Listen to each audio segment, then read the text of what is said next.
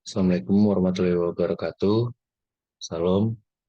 Perkenalkan nama saya Adrian Johari dengan NIM 2201122 dan di sini saya akan menjelaskan apa itu kapasitansi dieelektrik. Kita masuk di alur pembahasan yang dimana bab 1 itu pendahuluan, bab 2 dasar teori, bab 3 metodologi, bab 4 analisa data dan pembahasan, dan yang terakhir bab 5 kesimpulan dan saran. Masuk yang pertama dulu pendahuluan. Jadi latar belakangnya dari kapasitas dieelektrik itu kapasitor digunakan untuk menyimpan muatan. Kapasitor sederhana terdiri dari dua plat konduktor yang dipisahkan oleh jarak kecil.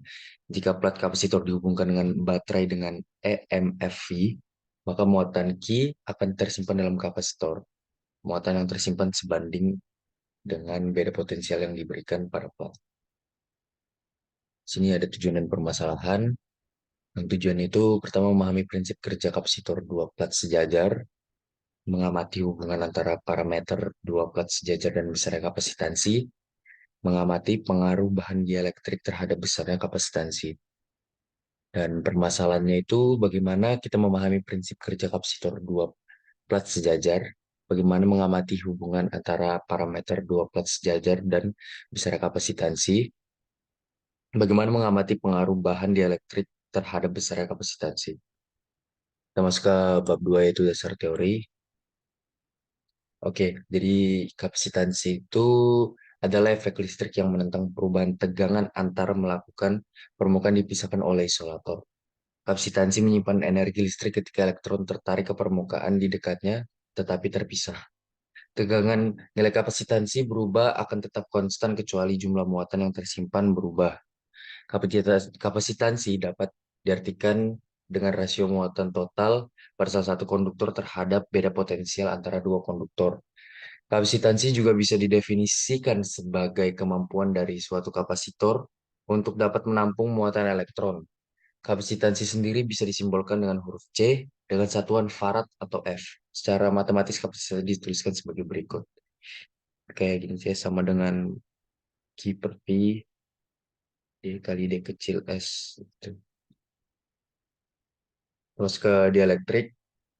Jadi dielektrik dalam medan listrik dapat diumpamakan sebagai susunan dalam dua kutub mikroskopik dalam ruang hampa yang terdiri atas muatan positif dan muatan negatif, yang pusatnya tidak berhimpit.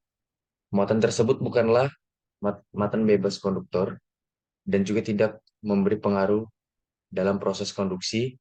Muatan tersebut terikat pada tempatnya oleh gaya atomik dan gaya antar molekul. Karena hal tersebut, muatan hanya dapat bergeser sedikit saja jika ada medan eksternal. Inilah yang membedakan dielektrik dan konduktor. Dielektrik ini memiliki nilai permisivitas atau konstanta dielektrik. Permisivitas mempresentasikan rapat flux elektrostatik saat sebuah benda dapat dilewati arus listrik. Konstanta dielektrik untuk ruang hampa atau vakum adalah epsilon 0 sama dengan 8,854 kali 10. Ini sebenarnya pangkat min 12 ya, FM kurang 1. Dan ER merupakan permisivitas relatif atau konstanta untuk bahan dielektrik. Permisivitas relatif adalah besaran tanpa dimensi. Terus ke metodologi yang pertama flowchart itu buka file yang telah Anda unduh dari pad, habis itu buat rangkaian, atur rangkaian tegangan, rangkaian antar jarak plat dan lulus penampang, habis itu perhatikan nilai ketiga alat ukur kayak kapasitansi muatan dan energinya. Terus hitung hasil kapasitansi muatan dan energi yang tersimpan. Di sini juga ada prosedur praktikum. Jadi tuh prosedur praktikum itu tuh sebenarnya sama aja dari flowchart juga. Kayak buka file, buat rangkaian, atur nilai tegangan, rangkaian, jarak antar plat dan lulus penampang. Hitung hasil kapasitansi muatan energi yang tersimpan gitu. Terus ke empat manajemen pembahasan. Di sini tuh ada analisa table yang kemarin ya. Bisa dilihat sendiri. Yang kita disuruh cari dari 100 sampai 300. Ini dua data ini. Ini perhitungannya. Di sini ada perhitungan error. Terus di sini regresi linear data 2. Dan ini data 1. Kita masuk ke yang terakhir. Bab 5 kesimpulan dan saran.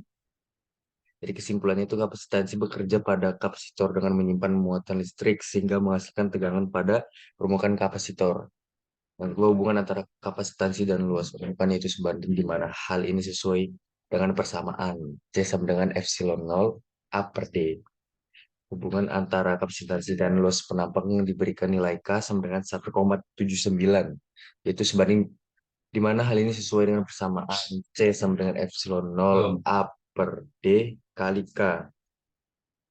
Dan yang keempat, nilai presentasi error R dari data satu yaitu 99% dan nilai K pada data dua itu K sama dengan 1,79. Dan sarannya itu yang pertama disarankan untuk membaca modul praktikum sehingga paham dalam melakukan praktikum. Dan yang kedua, diharapkan teliti kembali dalam proses memasukkan dan mencatat data. Thank you.